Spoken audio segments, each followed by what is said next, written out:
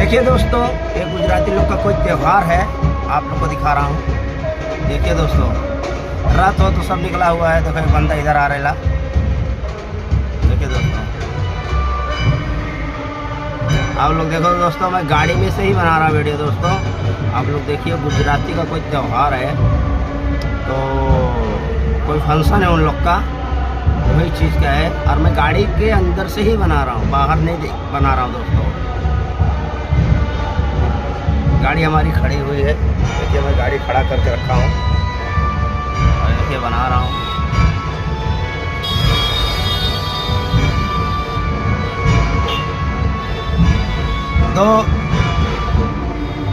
दो था में मैं वीडियो बनाऊंगा दोस्तों, क्यों ये कोथा में बहुत बड़ा वीडियो हो जाएगा दोस्तों।